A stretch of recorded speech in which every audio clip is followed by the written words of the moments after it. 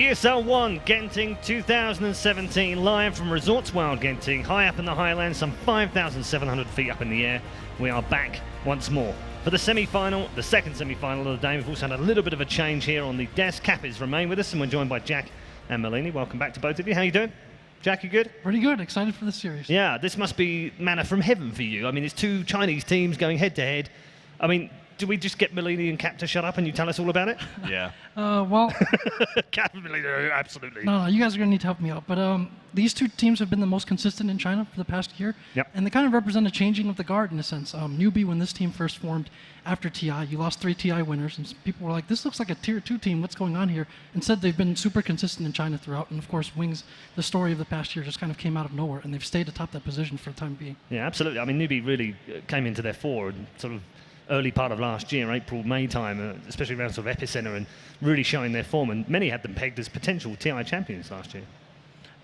Potential, but they've always yeah. felt a little bit short. They're kind of like in the 3rd or 4th place in most of the big tournaments that we've seen.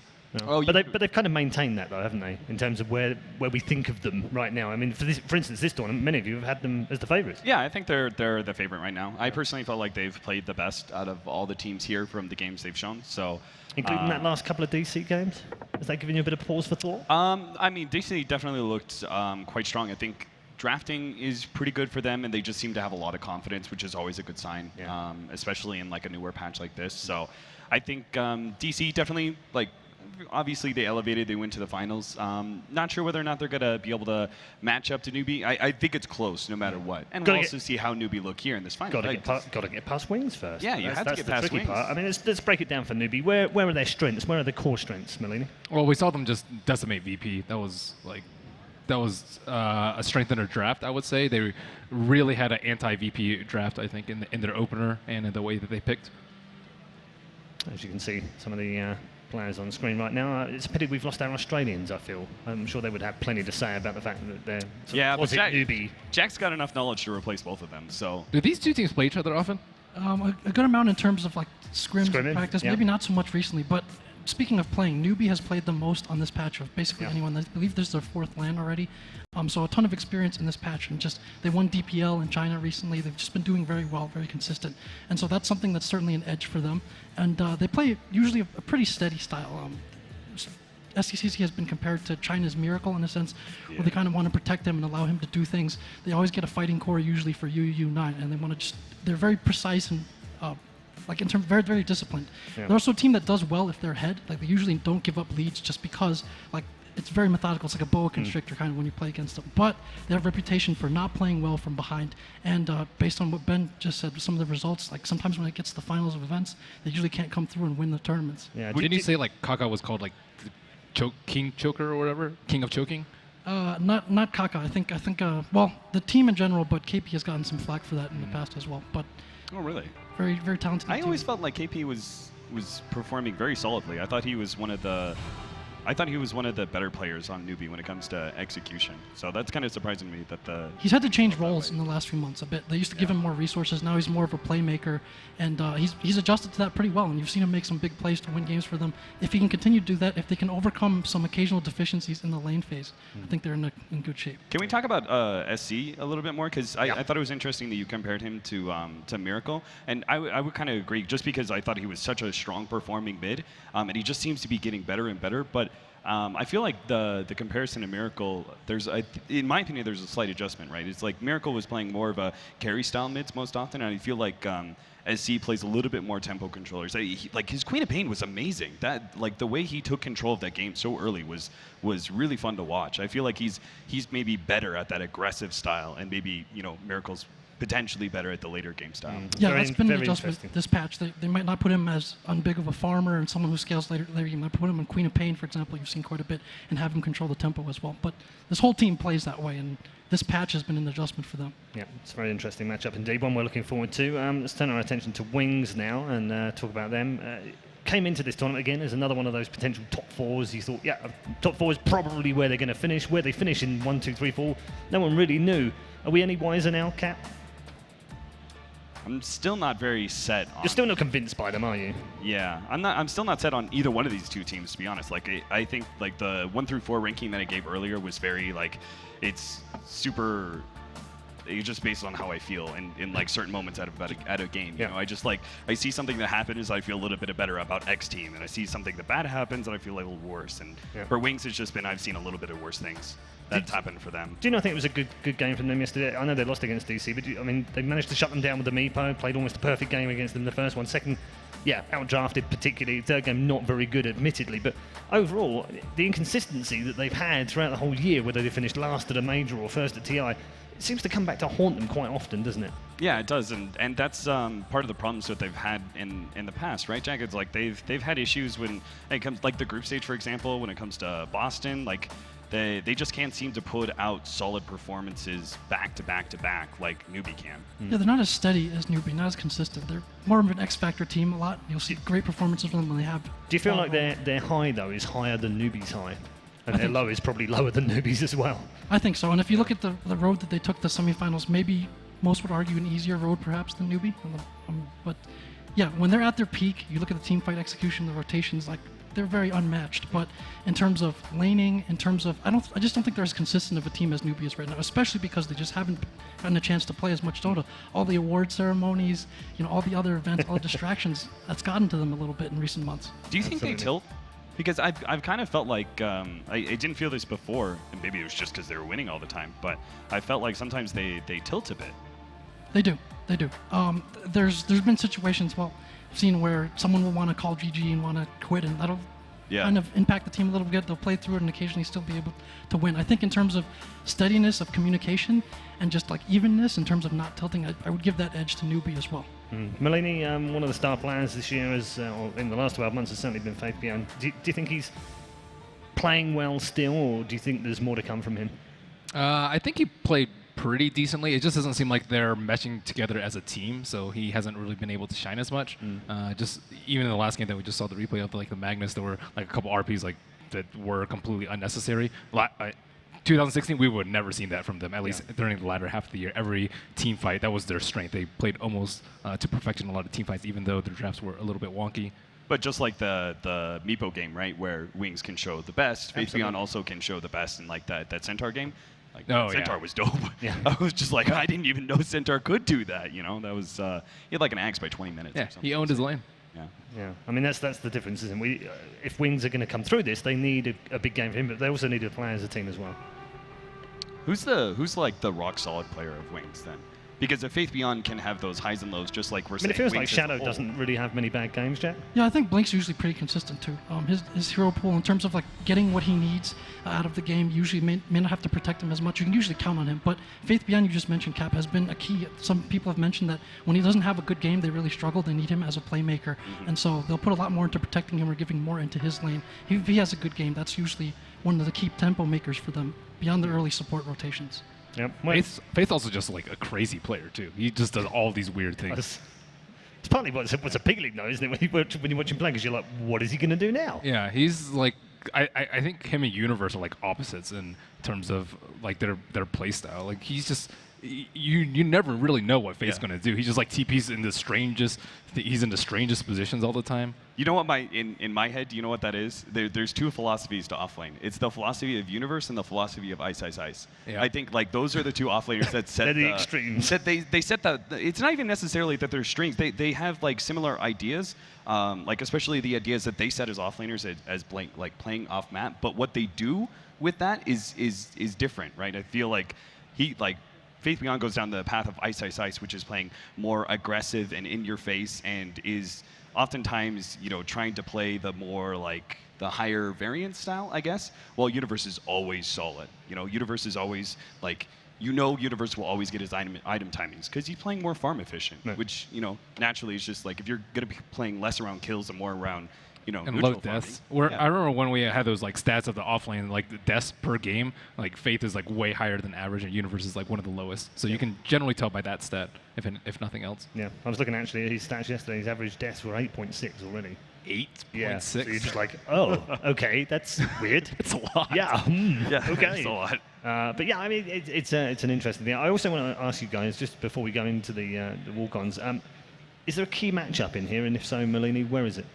Do you feel like the mid might be the key matchup in terms of success and momentum? Not really so much, just because I think they're both like steady. I don't really think that there's much of an edge to be gained there. I think it's the performance of their offlaners. Like we're talking about Faith Beyond, but also on the other side, like I feel like KP. I think he's a little bit more solid than Faith Beyond, but I think it's also in the past what's Newbee's playstyle has allowed KP to be able to be a bit more solid. Okay. So I think like that the difference between those two is kind of what makes or breaks these teams. All right, prediction time. Jack, I feel sorry for you in many ways because yesterday day before last you got into trouble with Wings.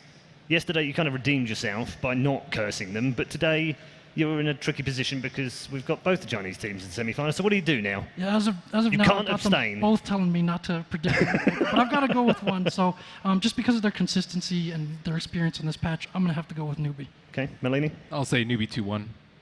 Okay. Wings hasn't really super impressed me as of yet in 7.00 or 1. I'll stick with Newbee, and since you put out a score, I'll say 2-0. I like it. Bold statements out there right now. It's the opposite. Wings, 61%, Newbee, 39%. I'm not sure what that says about you or what that says about these guys. But we'll find out, won't we? Because over the next few hours, we'll find out whether it's Newbee or Wings. Time now to introduce you to the two teams on the main stage. Let's head over there right now. Malaysia, you just had the semifinals of the West. And now it is time for the semifinals of the East. Here we go. Let's meet your first team, Newbee!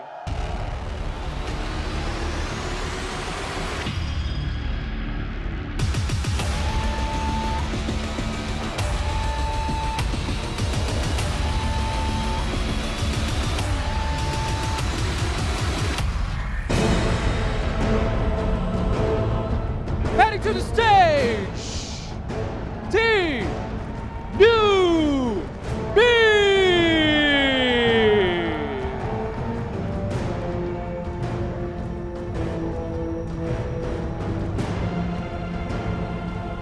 You're in for a treat, Malaysia. Their opponents, show some love for Wings!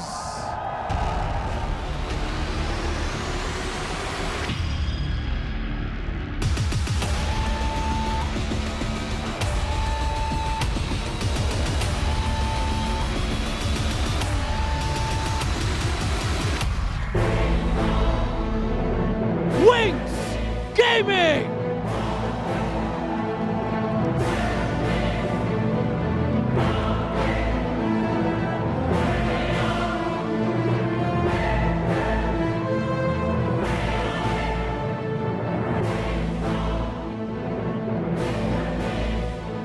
Both teams are on their stations. Malaysia, this is your second semi-final for the final day of ESL One Genting. Newbee versus Wings. Here we go. Digital Chaos await in the grand final. Who do they play? We'll find out over the next few hours as we head into our second semi-final of the day. It's an all-Chinese affair with Newbee going head-to-head with Wings. Draft is just around the corner. Gentlemen, we'll turn our attention to that draft right now. Jack, what are we expecting? Well, Newbee, a lot of their draft philosophies haven't really changed that much from post-reshuffle or even from Manila era. They still play a very similar style to that.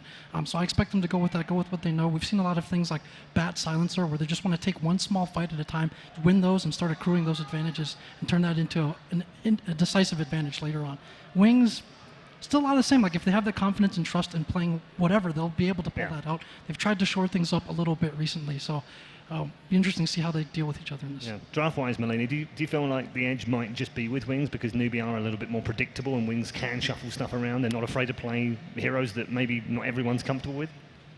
I think Wings have the drafted in terms of innovation, but Newbees have just been straight out better, I would say, in terms of draft. It's way more cohesive, and you can definitely see what their game plan is, whereas I think Wings are still in that experimental phase where they're not quite sure what the best drafts for this patch for them are. Certainly not scared of it, are they, Cap? No, I don't think so. I wanted to, Jack, do you know if either one of these teams, if they prefer first pick or Radiant? I haven't seen that so much on this patch. I think Newbie played Dire a good amount against IGV. And Wings certainly prioritized Dire.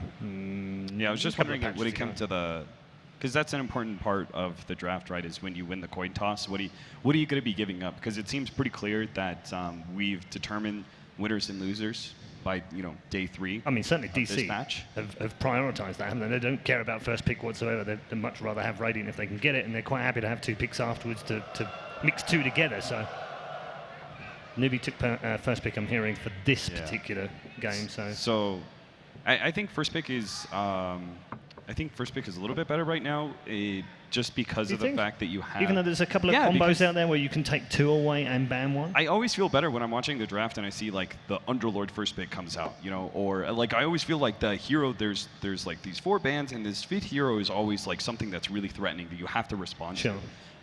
Maybe it's going to be, and if it's not that, it's going to be just like this really wide opener. Yeah, right? like a Rubik or something. Yeah, we'll go ahead and pick the Rubik, Yeah. and you guys can choose to pick up the Luna if you want, and we'll be able to get that second pick.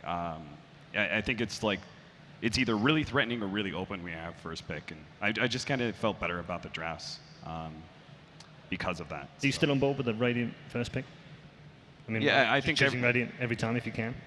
I think now, just because of the way the hero pool has gotten down a little bit, and there's very clear winners and losers in this tournament, I think first pick's a little bit more value than Radiant. But I think if you're not getting first pick, if you lose the coin toss, right, you choose Radiant. Yeah, I mean, it's interesting to me, Melanie, that DC's kind of seemed more comfortable if they got second pick and got Radiant. I mean, 2 picks for them in a row, and Radiant side seemed to suit them perfectly. I think they like the last pick too, because they always have the Meepo factor. Yep. It's always something to consider. Do they have any like nicknames for SCCC or UUU9? This is kind of a mouthful to say. What do the Chinese call them? Well, when UU9 isn't playing well, they'll turn it upside down, so it becomes NNN6, and they'll be like he's kind of just on tilt or flipped over. The boat's flipped over, basically. For SCCC, I mean, he's obviously the retired soldier, and so they've been saying when Newbie wins, it's like the army martial arts or whatever that they're throwing out there against their opponents. So. That's nice. Very good. Plenty of Newbie fans in the audience as well. There's a lot of Wings fans. I saw earlier on there's a whole mini army of them actually walking. There's like about 10 of them all walking into the arena with shirts on as well. So people have travelled far and wide to come and join us up in the Genting Mountains here for the what we've dubbed the highest ever esports tournament in the world. One thing that separates these You've teams. done that. I think it's probably just me that's done that, yes, indeed. As we're waiting for the draft, thanks, Cap. Always You gotta chuckle out of Ben. I don't care if like nobody, if you hated If that Jacob comment, had been and here, if the audience hated that comment, as long as I get a giggle out of Ben, I'm happy. Yeah. No, I got a pity laugh out of Purge yesterday. I'm more than happy now. Very happy. Yeah, if Jacob had been here, you wouldn't have got that courtesy laugh at all. Get well soon, by the way, Jacob, if you are watching.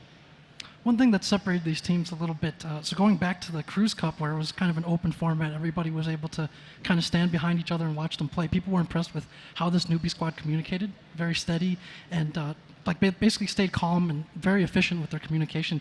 With Wings, it's a bit like that too, but you have a bit of a different dynamic. Ice is actually the super fiery one on the team. You can hear him bellowing and yelling from across the top deck, even on that cruise ship. And Y is more of the one that kind of calms everyone down a little bit and gets them to relax and focus on what they're doing. So both these teams very efficient with their communication. That's kind of separated them from the pack a bit. SCCC sits in the mid for Newbie. That's a little strange. You usually don't see the mid player is almost always a support player in the mid because they're talking to everyone else on their team. Yeah, often captain. Yeah. Does SCCC make the calls in game? No, not for the most part. I mean, they'll rely on him, his timings and his tempo to be able to decide what to do, when to do stuff, when to fight. But in terms of making the calls, the supports have a big hand in that. Especially you've got Faith, the TI2 winner, who's known as kind of the mastermind behind the team. I feel like in this patch, the mids are going to start having to call a lot more, just because of their Shrine rotations. with me. Yeah. Don't take my shrine. Yeah, something like that. But I think like their rotations, it's like when your mid player wants to do something, like you've got to follow that up somehow. When Wyvern is picked. Meepo. It's bad. I would imagine right now in the Twitch chat the Cappers are on fire. Apologies to the admins in the channel for that, because they always kind of send me messages afterwards whenever I mention it, because usually the channel gets spammed. So apologies for that. You guys weren't here for the beginning panel, but we were talking about the Wings Newbee, and I said that Newbee's really good at this like reactionary playstyle. And Jack, you said like it really hasn't changed that much. I feel like they're very good at being able to play around their own objectives. They're very good at being able to react to aggression. And then Wings is the ones who are the ones who try and set the tempo by being aggressive, not necessarily in the laning phase, but much more in that 15 to 25 minute area with their smoke rotations. And I was like, I wasn't sure which way I wanted to go. Should Wings be more aggressive in order to try and really catch Newbee off guard in order to trying to pick apart that defensive playstyle, or should they play a little bit slower because of the fact that Newbee's so good at dealing with aggression? What do you guys think? That's a great question. I think they're going to go the other way and maybe try to play a bit faster, a bit more aggressively, throw them off their tempo. I mean, you saw like Adfinum and other teams have success against Newbee when they play like that. And so I would expect Wings to go in that direction. And also, like, they're the type of team where even if they're behind, things aren't working out. Like 1 or 2 team fights, they're capable of turning things around very well. But They don't play slow. You want to throw Newbee off there. Yeah, I mean, Yeah, it was just a question of like, past, do they play fast, but do they play faster? You know, because they're versus Newbee, and that will also determine our picks behind it, right? It's like, because Newbee are like TP reactionary and stuff like that, you want to be able to have like fast burst damage. Yeah, they've not, historically anyway, they've not played well when they've been behind and struggled sometimes to get back into games. So it would make a lot of sense from a strategic point of view, wouldn't it, Melanie? Yeah, I think so. But the thing about Wings is they're okay with being behind because, like, most of the time, whether they're ahead or behind, they're always going to make the same plays and and just upset you in the team fights despite being behind. I think a lot of this depends on what kind of hero Kaka plays, because Kaka, he plays Mirana that we see move around a lot. He used to be known for his bounty hunter, but if he plays something more passive, I wouldn't favor that for them. I think they need something very aggressive that roams around the map, puts pressure on the mid lane especially. Yeah, what we learned from Wings yesterday was that they have experimented a little bit with playstyles, Jack. They had that first game against Meepo where it was pretty much all about how do we shut the Meepo down, and had a perfect game by many people's opinion. The second game, however, they picked the bounty and the Beastmaster. They were very much scared of the vision that they didn't have on DC in that first game, and that didn't work out at all for them. Obviously, they got out and drafted in that game. Are you concerned at all with the experimentation that they're trying at the moment, or is that exactly what you would expect in a reset patch? I think that's at this point that's been ingrained in like the personality of the team. Like that's just how they approach things. Sometimes they'll just be like, you know, someone will want to play this or that, or let's build a lineup around this during the draft, and they'll just go with it because they have a lot of confidence and trust in each other. And with their coordination, they're often confident they can make just about anything work at some point.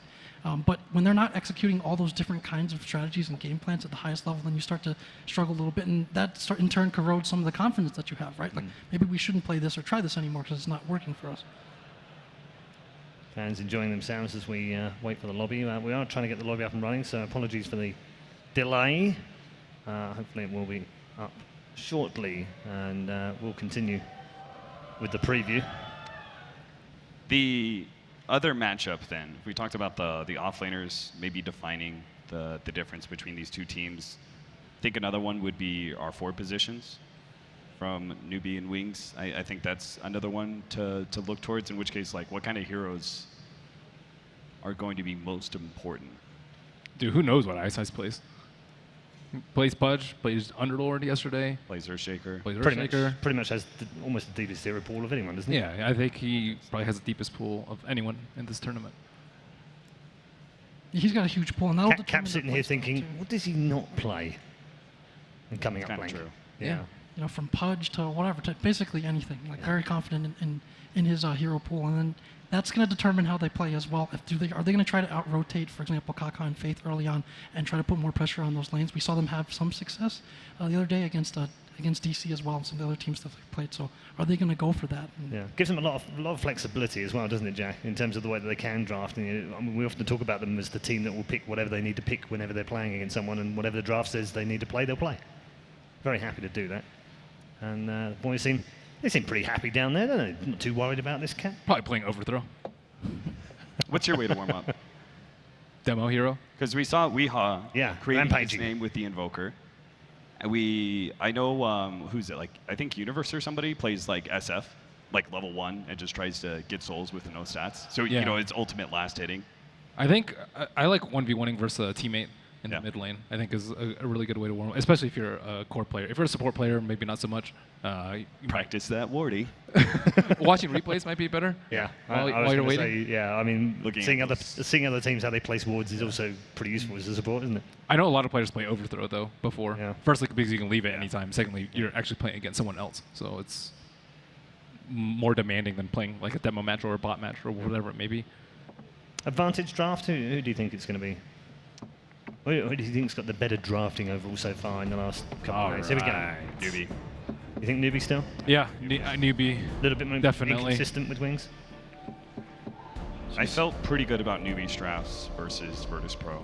And I think virtus.pro usually has very solid drafts. Okay, what do you make of the bans, Jack? You'll see Newbee unafraid to take a KP hero very early on. I wouldn't be surprised to see some kind of Bat Rider thing to maybe either force out a silencer ban or try to set that up. That's been something that's very comfortable for them. Also, we could see Axe Slaughter, any number of directions they can go here, but taking out some of the comfort heroes, they don't want to deal with that Underlord for reasons we've mentioned. When you can run it in the 4 position, it's also potent because that guy doesn't really need items to be able to go out and do Underlord things. Newbee go back to the Slardar.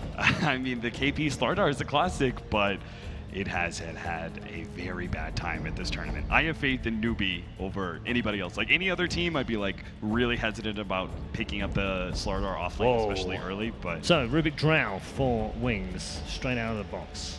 Wings were one of the first teams to popularize Drow. Like the Chinese team was actually the first one to just pick Drow like every single game when no one else really picked it. And I think Shadows is especially good because he's one of the players that transitions well into the later game. That's when you really struggle the most as Drow Rangers. It's easy in early game, you push on T1s, T2s, and after that, after you get Roche and you don't win, then it really gets testing. And he's the one that transitions well into Ags, plus Maelstrom or whatever it may be, Silver Edge sometimes. And this opens up a lot of pace for them as well, because you see this one of their more comfortable type of lineups. You have the Drow or Mirana or something else mid. Allows them to be a bit more aggressive early on, have the stronger laning phase generally across the board. And so if Newbee doesn't commit heavily to punishing that with a really strong offlane, you could see Wings try to leverage that.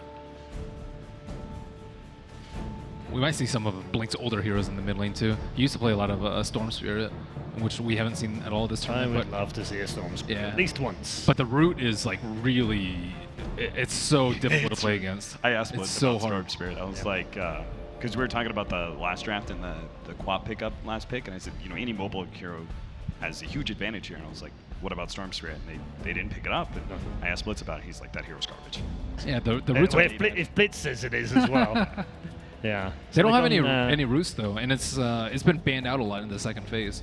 I wouldn't be surprised to see it, and a lot of teams have banned it against Newbee. VP banned it, I think, every single time in the second phase versus Newbee, especially with the lifesteal in the pool. I think it's a very likely possibility. Yeah. Lifestealer is the second pick for Newbee. Second phase bans out of the way. Void. It actually works pretty well with both lineups. Queen of Pain and Ember Spirit are both still in the pool if we want to get some more control over that 15-minute marker. Both those heroes, especially like Ember Spirit, he's transitioned more into early game focus because of this magic damage build that's so strong. It does mean he does have a little bit more of a drop-off at like 30-35 minutes than the old Ember Spirit, but the strength that's offered by his early game is well worth it. For which team? Wings or Newbee? I mean, I just think that either one of those could use a tempo controller mid, right? I don't think Ember Spirit fits into Newbee's lineup, but Quap could. And Wings, I think you're more likely to try and synergize with the Drow Ranger. Yeah, there's still Invoker left in the pool though, which has fared very well versus the Ember Spirit. And I don't think Wings would pick it simply because I think they like to eke out every little advantage in their lineup. Like yesterday when they pick Magnus, they pick other melee cores. I think they would want to pick a ranged hero mid. They're more likely to pick up like SF or Invoker or something to take advantage of that. I mean, Quap still works into that. They've been playing a lot of SF. I wouldn't be surprised to see a Queen of Pain, which Blink has been playing more recently, or another Mirana here in a traditional core for him. I think that's part of the appeal of the Newbee Lifestealer. Obviously, like the combination is pretty straightforward, right? But remember, they used to pick Puck a lot too. When they had the Drow Ranger, they sometimes run Puck off lane, which I think is a good hero to deal with the Slaughter Lifestealer. I think most of the mid heroes that are good with Drow Ranger just get destroyed by Slaughter Lifestealer. I think like Quap, SF, like if you get bombed, you're just dead. Then they don't have an SD on their team. They have no way to really save against that. So I think you need cores that are inherently not vulnerable to that combination. Yeah, I mean, you saw Weehara, the Invoker, in the last game, saved a number of times when he was in trouble. Yep. far as other supports go for Wings, do you think Warlock fits into their lineup? It's like really nice counter initiation against Slardar Lifestealer. Yeah, I can also see something like an Oracle, which is frequently a very comfortable pick for Y, and it's good at dealing with single target kind of burst damage. Centaur too. Haven't seen a single Oracle this Yeah, round. he got nerfed a lot. Yeah. I like your idea of Centaur though, because he's such a great reactionary hero to Lifestealer. I think they use that at TI, the Centaur Stampede. They used it yesterday too, but Very effectively yesterday. Yeah, he counters the mobility of the team, especially when they use it against like Luna, when big ults and stuff come out. You can basically counter it with the Centaur Axe ult. Well, there's your ranged mid potentially. So where do Newbee go from here? Do they need more heroes to get on top of the Drow Ranger? Do they want to like augment their physical damage with some sort of minus armor, Dazzle, Venge, something like that? Better for Roche? Do they need more team fight? We've seen a lot of different approaches to the Drow Ranger. One team was using Luna to try and equally push down towers. I was gonna say Ogre, but I wasn't sure about the fact that like Ogre's a nice frontliner and everything, but you have this heavy initiation from the Slardar Lifestealer. You know, it's not like the Ogre is really protecting anything. So It's protecting their lanes, I think. I think the Slaughter's like, we've seen him struggle really badly in the offlane, and I think they need a strong hero like that to make his laning a little bit better. that's definitely true. But isn't there other heroes that could just as easily be able to protect your lanes? I'm thinking Definitely. like maybe Ogre Magi signals that they're going to be running like a squishier ranged mid that takes advantage of the Ogre Magi. Maybe SF themselves, perhaps? Yeah, SF themselves. Maybe they fit a sniper into the mix. Like sniper, any of those like really strong tower defenders are quite good against the Drow Ranger. Like Drow Ranger lineups are all just about snowballing off of tower gold. So Yeah, I think you hit the nail on the head there. Ogre Magi, referred to affectionately by Wings as the bodyguard. Just standing mid most of the time, and I wouldn't be surprised for them to do that to slow down the Murano a little bit. He has a build of one, for sure. And there is the Oracle. First time at ESL One, Genting 2017. It's a nice save for the Drow Ranger. I thought other teams would pick it up, but maybe the other teams thought that he was too nerfed. But Wings deem his single target save very valuable versus the heavy single target from Newbee.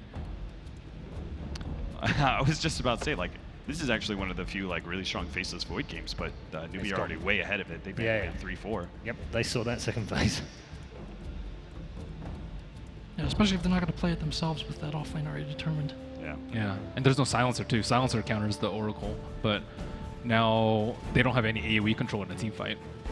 So, do you think it's a good idea to move the Slaughter to like a support position perhaps, or is it always going to be on KP? I think they need more team fight, and I don't know which role they're going to get it from. I think you have to keep the Slardar Lifestealer combination. There's no way you put Slardar into a 4 position, especially with the Ogre. There's still a Quap in the pool, and obviously you mentioned the comfort with SACC on that. If you protect him, have a good start in the lane, he can kind of get to the back lines as well in those later fights, and gives you some AoE presence that the Oracle maybe isn't as equipped to deal with. I think Quap's like mega squishy though. He shouldn't have that much armor. Doesn't build too much armor, and no heroes to actually help her out. You could have a defensive support like Dazzle to be able to shore that up a little bit, the weave against these pushes. It's really hard to push into a preemptive weave, knowing that there's going to be this Slardar Lifestealer that could pop out on you. I still think their like team fight is going to be especially weak though. So okay. looks like they're going to TI mid. all the minus armor. Usually you'll see what like SF or TA I think are the two most common minus mid armor heroes. Yeah. And their dire side, so that's going to be a big threat. I think Wings have to pick a lot more early game. You've got a Drow lineup. Yeah. You banned Wyvern. I've like been hemming and good hawing call. about it. It's like it's good versus Drow Ranger lineups, but it's also you can play around it. You know what you need in a mid now, don't you? For Who? We have our mids. Wait a minute. No. TA and Paul's trying to throw us a curveball. Are you trying to say you want a Jakiro mid for Absolutely. Wings? That way you Yeah. can push down. versus, Yeah. versus the Templar Yeah. Assassin? It wouldn't Yeah. be that bad. Yeah, that'd be okay pretty with good. Terrible.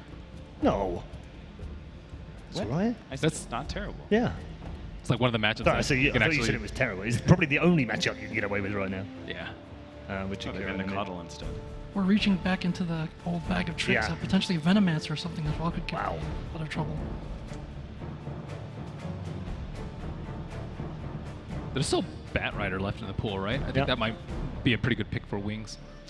It's very good at dealing with TA though. TA is just like suffers immensely versus Batrider. Okay, never mind. I think Wyvern also does another thing for you here. He pushes out waves pretty well because you're gonna have this like 5-man push, right? And you want your other side lanes that the Draw Ranger isn't in to be relatively pushed in, and it's not like Lifestealer, like TA and Slarder, they're just kind of okay at doing that. Ogre Magi doesn't do anything for you there. Lifestealer doesn't do much.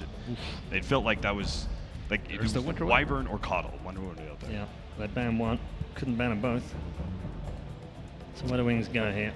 What are we looking at for? I liked your Centaur suggestion. Darkseer's still in the pool. Wait, So is DK. they are going a different. They are going to go DK mid then. Wow. Interesting. Very But interesting. man, Paul had something in his head that was right. I was half right. They actually Makes a were going change. for a mid last Yeah. pick instead of the Mirana. Yeah. So what is Mixed this? it- mixing it up. Aggro tri-lane? Might be off lane Mirana. Yeah, could be. Yeah, we'll find out as we head over to our commentary team for the semi-final. Number 2 is about to kick off between Wings and Newbee. It's all yours, boys.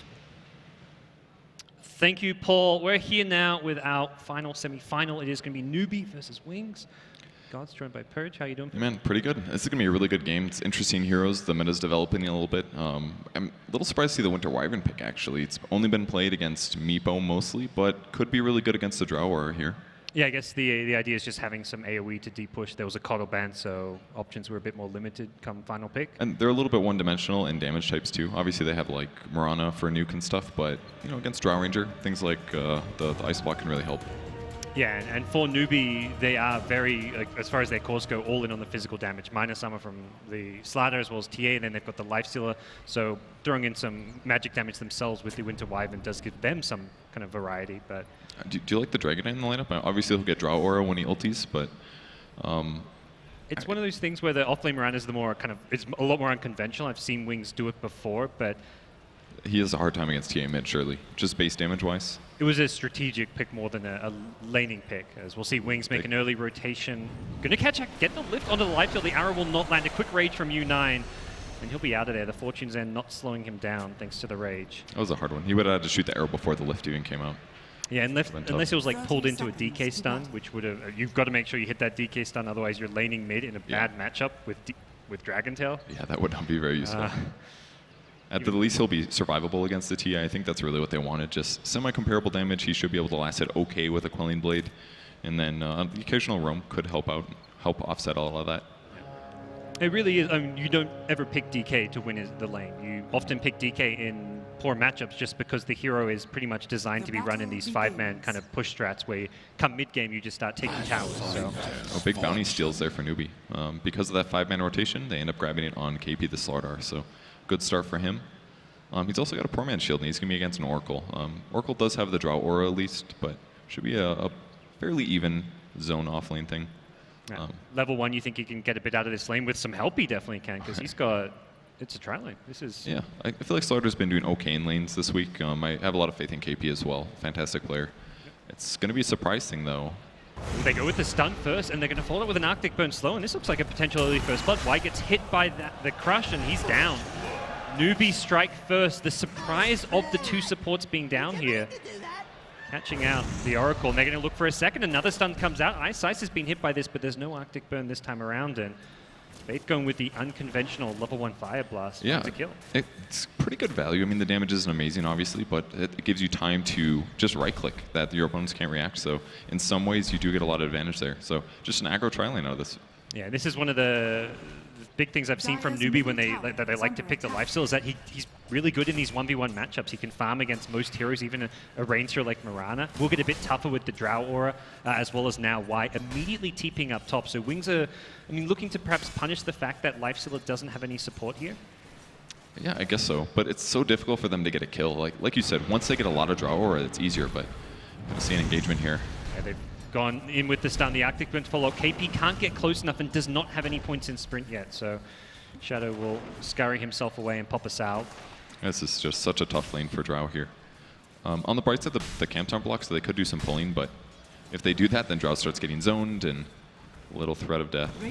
They're just running right at the Drow. They're zoning Drow away from the quote-unquote safe lane here. Some standard stuff. Get another Fire Blast off, and with the Crush follow-up, this is looking like a potential second kill. Ice goes down to Kaka. This Newbee offensive tri lane, it's been a staple for them. They did it earlier in the tournament with a Centaur and a Shadow Demon Mirana. We're seeing it again here with a Ogre Winter Wyvern. It's an unconventional tri lane, but it's paying off for them. It's really tanky too. It's hard to kill any of these heroes. Poor Man's Shield on Slardar, he's strong. Ogre's really strong, and Winter Wyvern, you know, maybe not the best tri-lane hero always, but works here. He's been hit by the slow. The crush follows up. You don't need a sprint this time around, and Shadow has no points in Gust. There's no way out with the Splinter Blast. Another kill as Newbee get up 3-0, all thanks to this bottom lane. And on the other side of the map, at least Dragon Knight's last hitting well. 10 last hits versus the 12 of Templar Assassins, so they're going about even here. Could maybe kill SC here. It's got no mana, but no follow-up. He's got a salve still, and the bottle coming out of the courier means that doesn't even really have to go too far. It feels like this Oracle doesn't have a good place in the laning stage. Yep. Went top, didn't really achieve all too much. Picked up a rune and then came mid, hasn't really achieved all too much. So it does really feel like Wings' lanes have just fallen apart here. Yeah, it's really the Lifestealer pick is huge for reasons like that. Very similar to Jug. If you have any kind of combo skills, they just shut down your roam potential in a lot of ways. And that's something Newbee did amazingly in their first couple games, was just pick the perfect heroes to make sure that the supports didn't get effective roam.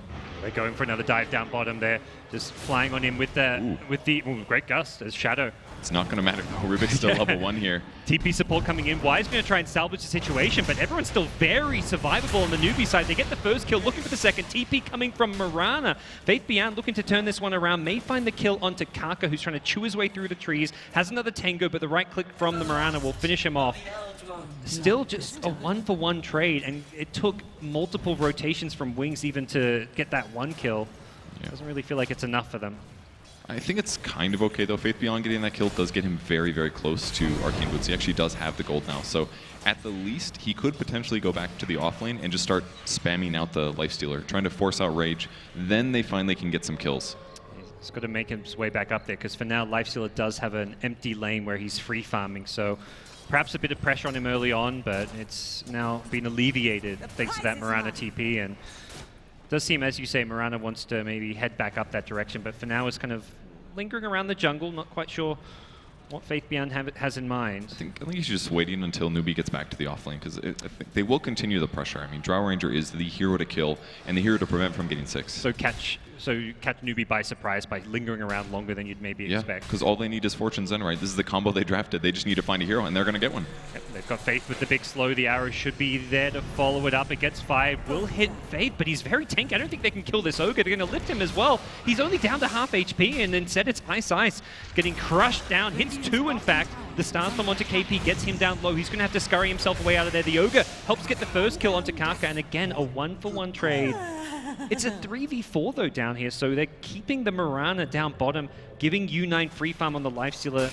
It still feels like okay-ish for Wings, but not quite good enough. Yeah, I would say okay-ish. At the least, they're getting some levels, and that's one of the best things to do when you're actually behind, is just get some levels. It's free damage, really. It helps you offset some of the gold advantage that your opponents have. So Faith Beyond getting that, I think it's a decent spot, especially if they get a kill with this rotation mid. Yeah, it's Faith Beyond who's really had the good start as far as players on this Wings side.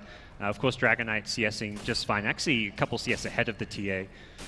With a little bit of involvement from the Oracle earlier on, but very even mid matchup. They do have a ward spotting this out. Looks like Shadow in trouble again. It's going to go for the TP out and will make it. That was very close.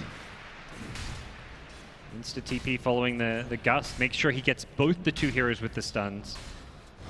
And that'll get him out of there. But again, he actually TP'd all the way back home, so not even to his tier 1 tower. He's going to have to walk his way back out. And I think Newbee will be pretty happy regardless. They force him out of lane, and they rotate in the Ogre to get the bounty rune. He's freed up to either go back bottom, rotate mid. There's a lot of room for Newbee to continue this pressure. So I think what is actually going to change up a lot of this tempo is really just how often Dragon Knight gets to pressure the mid lane. He's even got an Arcane Rune, an amazing grab here, just because he can lower the cooldown of his ulti when he does use it.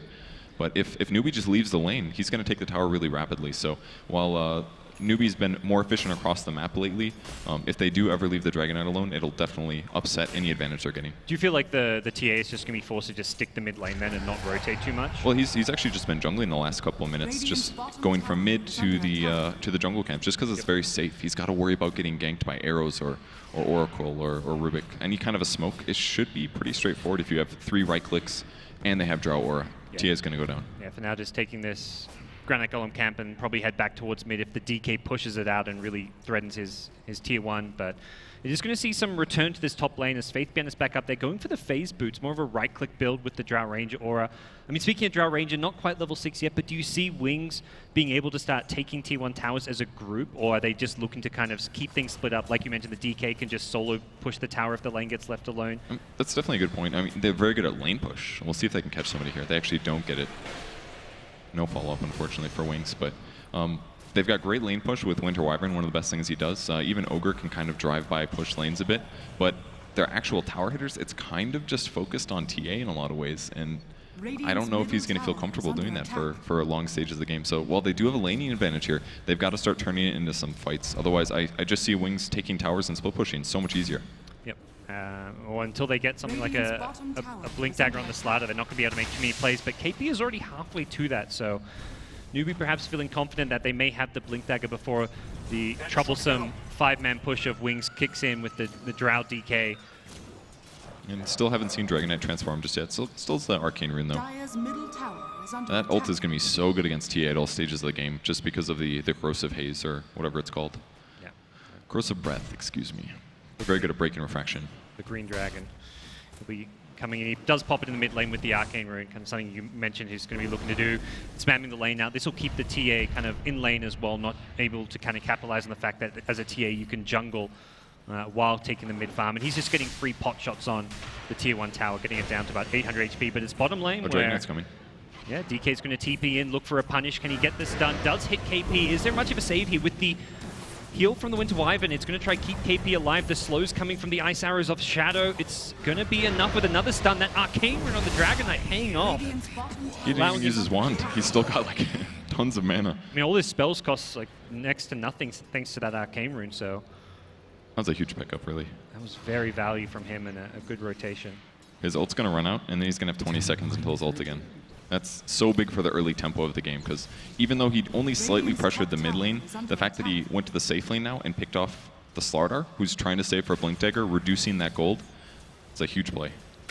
See Lifestealer go on to wire the top lane, but purges off the open wounds, and this looks like U9 just trying to push him off the lane a bit, try and get some extra damage on the tower if possible. He's just going straight into the armlet.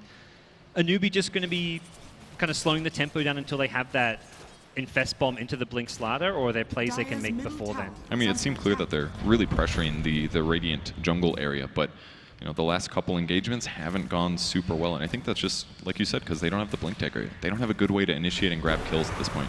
There's also a lot of Radiant Vision around that bottom jungle, seeing everything. Another DK ulti will come out onto this mid lane, and it will force Newbee to rotate. They probably recognize that without an extra couple of heroes here to scare off the Dragon Knight, he will just get more free damage on the tier 1. And while I like how good their heroes are on the tri-lane now, Ogre Magi Arrow level hits 4 TA at the bottom rune, and that means the haste rune, okay, gets denied by Kaka. Really nice play. The Dragon Knight may have overcommitted here. He gets stunned up. He's still very, very tanky here. SCC charging forward, wants to bring down the Dragon Knight, lowers his armor with the Meld Strike, and it looks like Blink is going to be going down. What a play from Kaka. He gets the Cold Embrace as well onto the Ogre, keeps him alive. Ice now dead as well. SCC with a double kill. Did you see that? He Meld dodged the Dragon Knight stun. It was insane. That's exactly why DK died. I thought he was going to throw it on. Where's the stun? Where's the stun? Finally, when he turns and does it, SC dodges it with Meld. And the initial play was from Kaka because the arrow, 5-second arrow into the TA meant that the Dragon Knight was going to pick up the haste rune first, but Kaka denied it from the high ground using his Arctic Burn, slows the Dragon Knight while denying the haste rune, and then suddenly he's way out of DK's position, right? Yeah, can't get out of the dangerous situation. It was such a good heads-up play from Winter Wyvern, and that really punishes Wings there. On the bright side, Drow Ranger finally gets a little bit of space in his lane, so level 7 now. I think the Frost Arrows are going to actually be pretty significant this game. Once Rage is down on the Lifestealer, all those heroes are very kiteable here.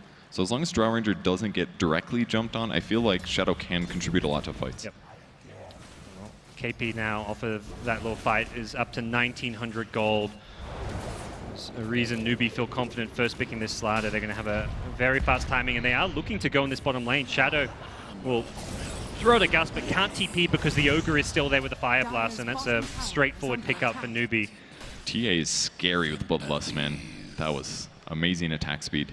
they're not just going to have a Slider blink, they're going to have SCC rushing a blink as well. So we're going to be seeing multiple heroes with the ability to close gaps onto the Drought Ranger, the DK, the supports. Being able to jump on top of an Oracle, very important to force out like a false promise onto himself. Mid lane, does look like Kaka going to get caught out in an easy, kind of not too influential, may get them a tier 1 tower here if they're quick.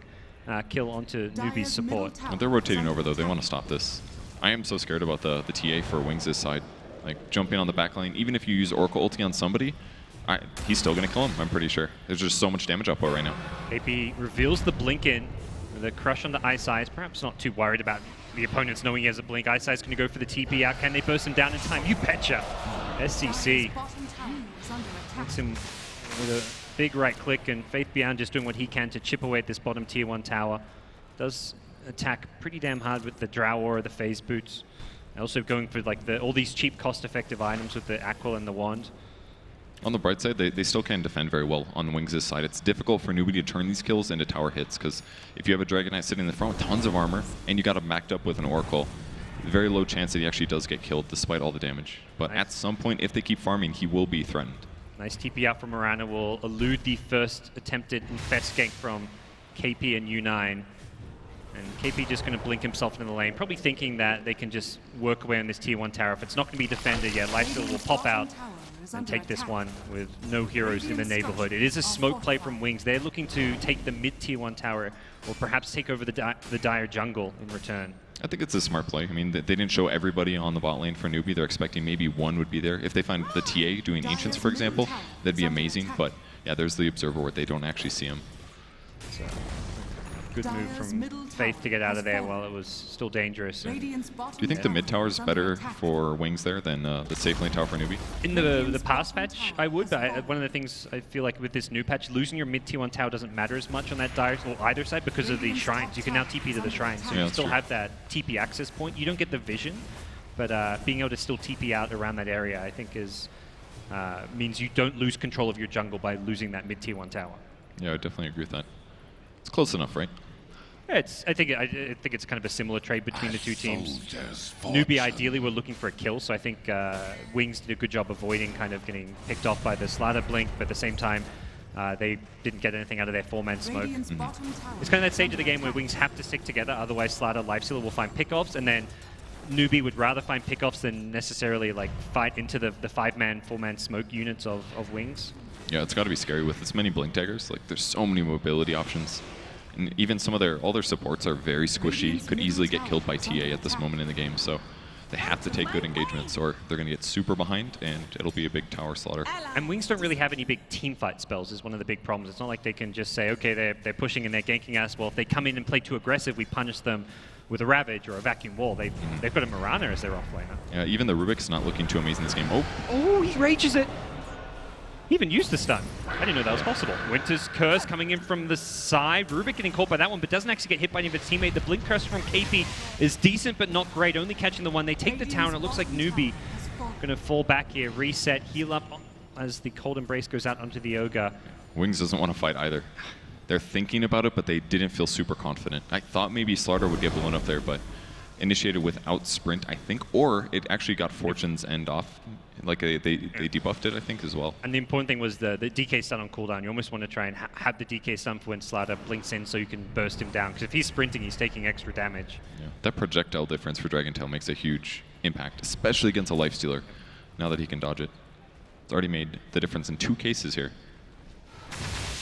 See Kaka just chilling at bottom. When you're a support Winter Wyvern farming in this bottom lane all alone, like you know the game's going well. That's the Winter Wyvern life, right? You just go somewhere and you cast Splinter Blast and you get at least 2 last hits every time. And if they come ganky, you just Arctic Burn over some trees. Yeah. And now they have to stay in their base. They can't actually move with all the heroes. Somebody has to be here to push. I mean, if he gets ganked, it's like no big deal as well. Yeah. He's already spent some of his money on the cloak. Looks like there is going to be rotations towards bottom. It's a matter of how long will Kaka stays. There's the Arctic Burn, the TP, Arrow, and I'll find him. Yeah. And not only did he stay the perfect length of time, like he doesn't even get caught. That was really well done by him. space creation. And in the meantime, Newbee's just farming across the whole map. There's basically no jungle camps right now. What can Wings do? They're not really... strategically, their draft hasn't worked. They were meant to try and 5-man push towers. Is there like a plan B for them? I think they got to just get a gank off. Wait until Newbee's a little bit spread out, get a good engagement. Engaging right now would be fantastic, but it's died so fast between TA and the amp damage. Well, they've got numbers in the neighborhood. Just the Drow Ranger missing. Perhaps the hero they want to have here before they fight. Having that gust would be big. Arrow will be tanked up by U9 on the lifestealer. Nicely played as they secure an Aegis. They might be able to get a D-ward out of this at least, because it was obvious that the lifestealer ran forward to block the arrow. Very clear that the ward would be on the cliff, so that's about the best thing they're going to get out of this. Yeah, they've actually got the sentry already in range. They just need some vision up there. Y is going to come in. He actually may get picked off. He's in such a awkward position there. The Moonlight Shadow being scouted out by that Dire Observer ward means unlikely to see Newbee get caught by surprise here. It's a good trade, though, losing a sentry there just for breaking their smoke. Because if any support gets caught right now or spotted, TA is just going to two-shot her. Oh, SCC, he melds behind the tower with the help of the Smoke of Deceit, putting himself in a position to not only help secure... Okay, he's actually just going to go straight for the Tier 1 tower, but in theory, if Wings come to defend that lane, he is in a great spot to surprise them. Especially because they're a little underfarmed right now, so it's not like they have tons of gold to spend on sentries and dust, so... This Drow is just looking criminally underfarmed at this point. Only 4.5k net worth, still no Dragonlance complete as the push is coming. And this is a push that once you get like Deso on TA, SMY on the lifesteal, you could look to realistically threaten the high ground. Yeah, I definitely agree with that. I mean, they're a little bit attack range limited, so it would give Wings opportunities to go in, but they don't have the best heroes for that. They're going to go in. Blink Crush onto the Dragonite, he gets stunned, but in the backline, just the Winter Wyvern going in with the Templar Assassin, gets disarmed. Meanwhile, Dragonite has been completely stranded.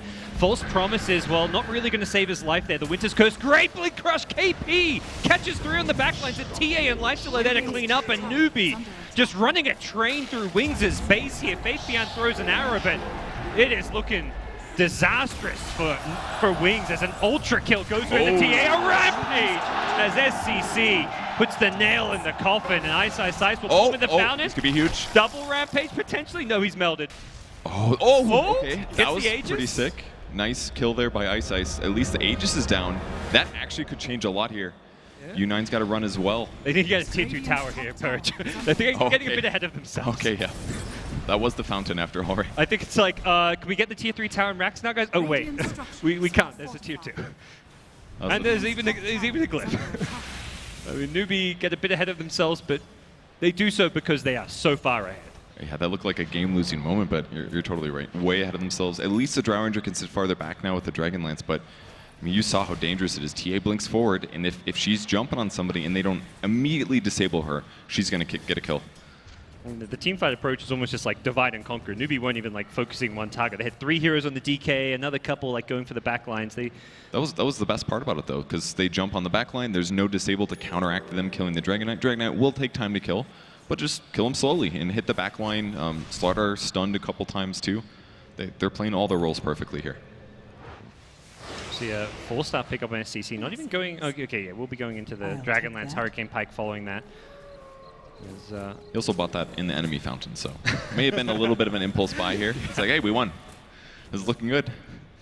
And we'll see what Newbee's next move is going to be. They're going to be playing without the Aegis, as you mentioned now, because that does give some breathing room to Wings, because if not for diving as deep as they did, they could have taken the tier 2 tower and started chipping away in the tier 3 tower with an Aegis, but even so, I don't feel like the Aegis is a key component considering the sheer item advantage that we see on Newbee right now. You know, I think that's maybe the first time I've ever seen SCC do something like greedy and aggressive and get punished for it. Like, yeah. It's so uncharacteristic for him. He's such a safe player. The crazy thing is, if Meld wasn't stolen, he would have gotten a double rampage. So he didn't have any detection to kill the Rubik, but yeah, we'll see him get to work on another couple of towers here. This will reset the glyph, so Wings will now have at least a glyph for defending their tier 3 towers in theory, if that was going to be needed. And the tier 2, man. Otherwise they're going to lose their shrines. Do you think they can defend the tier 2 at mid? Nope, it's gone. Might as well be. Radiant scan, checking the tier 2 tower at top, making sure that Newbee aren't teeping back with the Slaughter to catch them out. I like that play. Make sure Wings get a free tier 1 of their own. They did use the Dragonite ulti though, so hypothetically Newbee could just delay this by a bit. Newbee ready with a infested Lifestealer into the Slardar. KP, see what he can find, but as soon as these heroes aren't showing around that tier 3 mid tower, Wings will probably just get themselves off the map. SC is very farmed right now. Unusual. I think a defensive Moonlight. Oh, he had a creep wave on him, so he's like, oh, I'm in trouble. This creep wave gonna perhaps ruin me. But Bit of a greedy TP here by Kaka. They're gonna know which way he went. So clearly went either North Shrine or the tier 2 top. So maybe we can see Wings play around this. They're currently smoking, running the bot lane. They're scanned. Oh, that's a dire scan. Okay, U9 TPing. That rage was just lucky enough to be used before the TP, but of course, standard stuff from U9. Sure gets out of there, and they are now back at the last tier 2 tower. With this, they can take those shrines you mentioned and kind of set themselves up to break high ground probably with the second Aegis, or do you think they even consider an earlier timing? I think they might wait a bit. I mean, they're so far ahead this game. Dragon Knight's ultimate's on cooldown for about 18 seconds here, but why not just play around the map more? They're doing a great job controlling where Wings is going. Just keep your ward vision up, continue to farm some items like Lifesteal, for example. Not that far ahead of Dragon Knight right now, just because he spent a little bit of time hanging out with his friends. So I think it's just safer to continue your lead. You've got the map control, take that map control and turn it into farm on the map.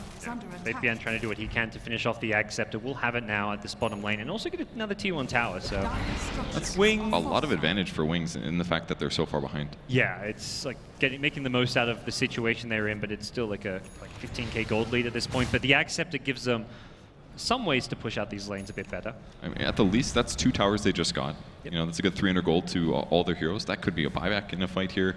I feel like Newbee maybe should have defended those a little bit better, but perhaps they don't feel as safe doing split pushes just because, or defending split push just because Wings is more likely to four-man. Yeah. It seems like a just safer approach. Like, let's take out these shrines, then let's get ourselves another Roshan. Who cares if we lose a tier 1 tower maybe along the way? You're still farming faster on the Newbie side, even with a tier 1 tower here or there being lost. But AC Wings will be the next line pickup for Lifestealer. That's a good choice. You see Wings just sank their boats, and what was that other? It was like a Chinese proverb or something. They do the shrines on purpose. That way they know they can't retreat. Oh, really? Yeah, just clicked one. Yep. Take them out. Ice flip in the boat. Yep. I like his Ghost Scepter pickup though. It's one of the only solutions you can get when you're this far behind against a TA, because you need to be able to just stop the damage. And on good players, they will be able to react in time. Mm-hmm. And TA is already committed to the Eagle Song, so won't be going for a defusal just now.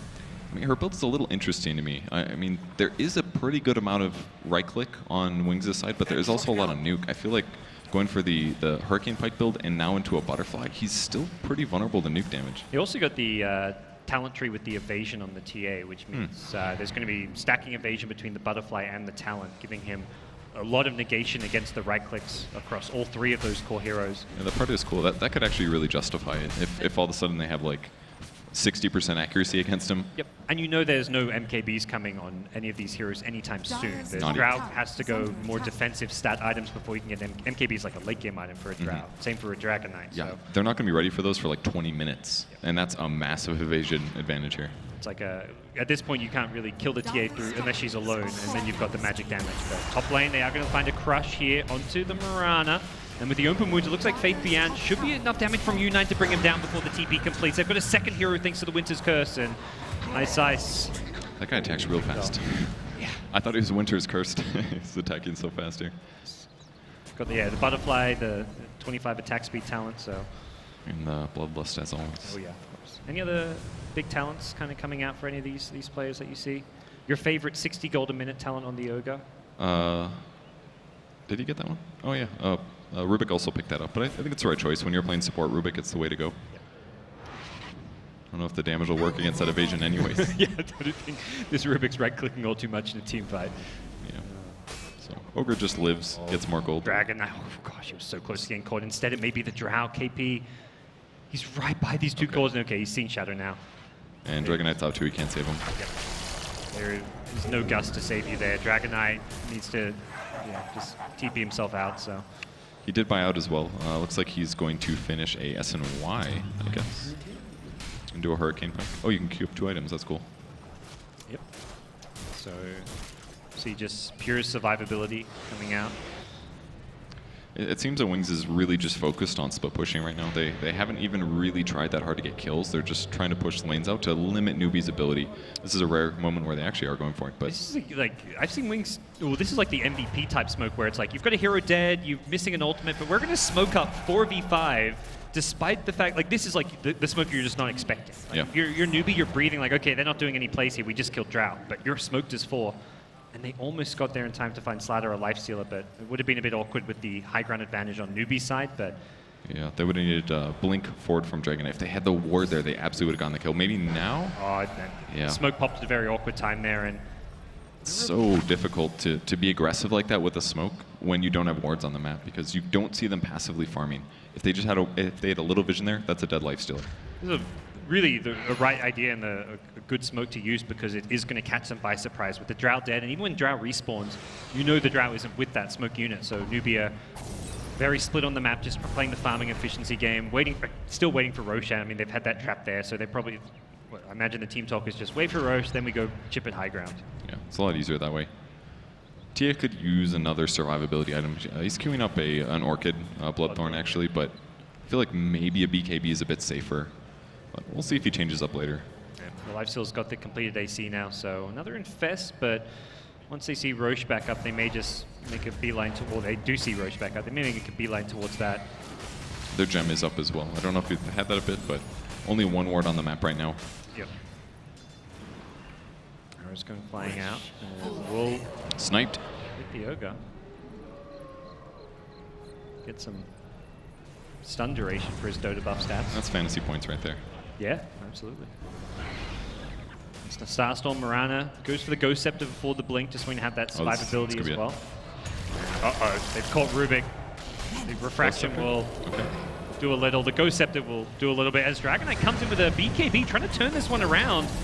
Ice is still alive despite, okay, not for long. The TA comes in, takes out one, won't be able to get the second immediately because of the false promise, but he's already onto a new target. The Mirana gets low thanks to the amplify damage, and TA is just wreaking havoc. They've stopped one at the bottom lane. It's the Drow Ranger with a just casual Winter's Curse. U9 is trying to bring down Shadow before the TP completes, and the multi-cast will stop it. Onto the high ground we go. Wings will just call it. Who needs an Aegis when you can roll through Wings that way? 21 kills to 4.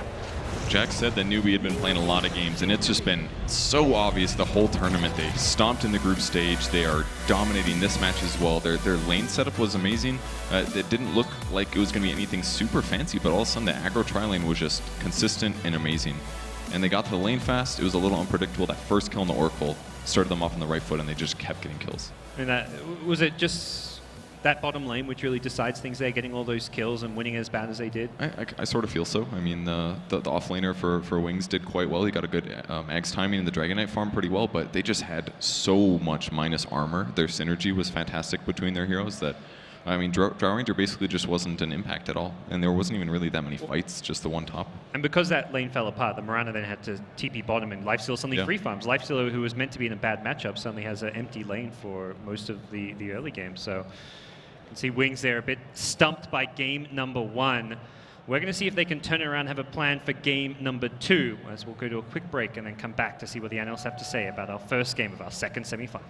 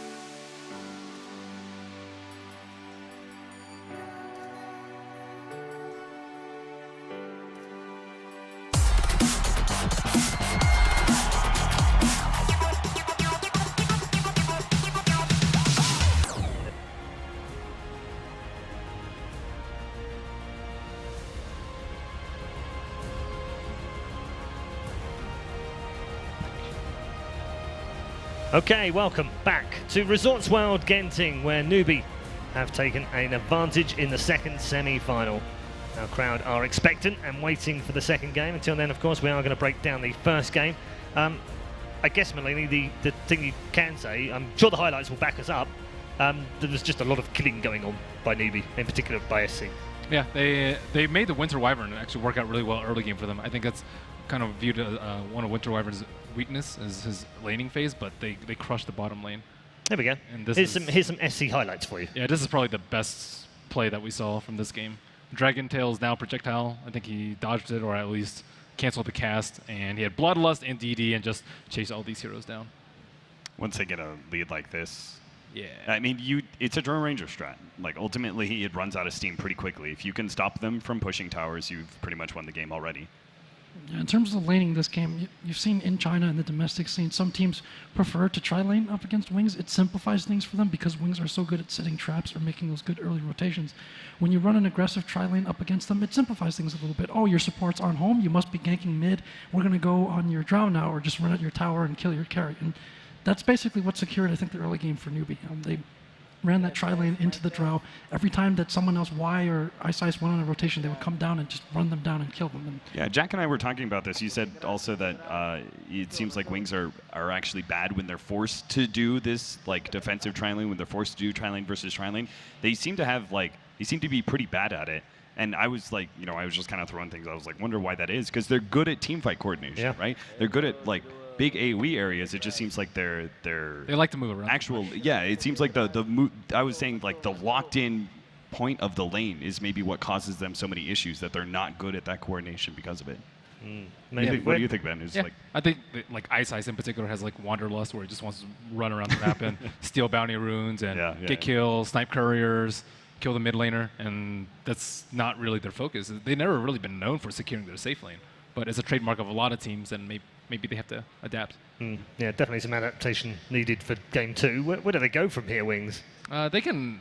They might need to change their lane configuration a lot. Like last game, we saw aggressive smoke from DC to scout out VP's lane in the Pit Lord in the safe lane, and I think that they need to get some more early intel out, earlier smokes, early TPs, early observer wars, so they can dodge this sort of pressure, so the supports can do what they want. If you want to give Ice, as you said, like Wanderlust, as you pointed out, well, I was thinking like give him a lane that will allow them between him and Faith Beyond an aggro dual lane that will put pressure on the safe lane. So if the enemy team thinks, oh, we'll just run an aggro tri lane, then at least you don't have to respond to that, right? You could just pressure that solo hero at the top lane instead of trying to, defend and play into their hands. Maybe that's the way to be able to deal with the potential aggro tri lane situation that Newbee are going to be running here. They also need a hero that Shadow can be okay with sacking. Like, you can't sack a Drow Ranger, really. It hinders your team too much. So, like, a Juggernaut, which I think was very early banned in the phase, is a very good hero for sacking. He just needs experience, and he can still fight. He doesn't really need items. One of the few carries that I think doesn't need it. And he can still survive in lane. Lifestealer is also another good one. Yeah, I think Lifestealer is usually good at... He doesn't usually get fully sacked because he's so good at being able to still find that CS. That could be a serious point of contention in the draft because of how much Newbee likes it as well. And then you mentioned other heroes that fit that criteria, something like Avenge as well, which they've picked up early on. Also allows them to run those kind of aggro dual lanes a bit more safely, just like we saw against Execration, for instance. Very interesting. Lots to think about for Wings as we go into the break right now, and plenty for Newbee to celebrate. They're not quite there yet, but they do have 1 foot in the into the grand final. The semi-final will continue after the break. However, we do, of course, want to say a big thank you to our sponsors here, not least of which is MSI. They also have a special promotion for you today as well. The GP62, 4 gig of RAM in there with a 960M graphics card from NVIDIA. Also, right now, if you head over to the 11th Street MSI store, you can also pick up a free 4 gig upgrade. Thank you very much to MSI. We are headed to a break right now. When we come back, though, we'll find out whether Newbee are on their way to the grand final or whether Wings can step back up and stop the steamroll.